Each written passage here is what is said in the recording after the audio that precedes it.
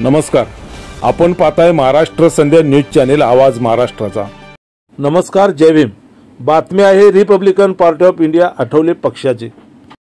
कोकण वासियांच्या वतीने आयोजित केलेल्या नागरी सत्कार सोहळ्यात नामदार रामदासजी आठवले बोलत होते।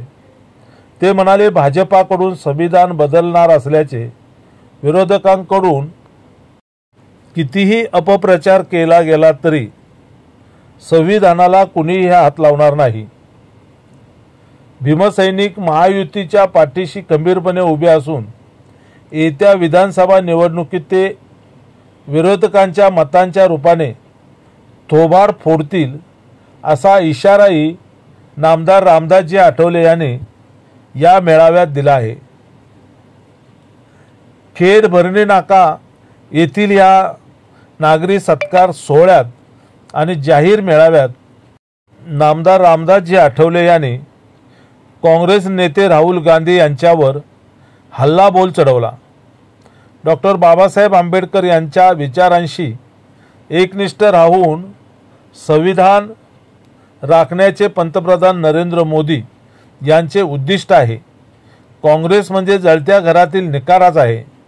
त्यामुळे महाविकास आघाडीकडून मतांची झोळी भरण्यासाठी संविधानाबाबत किती अपप्रचार केला तरी मते मिळणार नाहीत, असे खडे बोलही नामदार रामदासजी आठवले यांनी सुनावले आहेत। कुणाला निवडून द्यायचे हे सर्वस्वी रिपाईच्या हातात असून ज्यांच्यासोबत रिपब्लिकन पक्ष जातो त्यांना सत्ता मिळते, अशी टिप्पणीही नामदार रामदासजी आठवले यांनी केली आहे। नामदार रामदासजी आठवले यांनी कोकण वासियांसाठी वेळ दिला। रत्नागिरी भरणे नाका येथील नागरी सत्कार सोहळ्याला आणि भव्य मेळाव्याला उपस्थित राहिले आणि त्यामुळे कोकणातील Republican party of India Athawale पक्षाच्या कार्यकर्त्यांमध्ये जोश आणि जल्लोषाचे वातावरण आहे। हा संपूर्ण मेळावा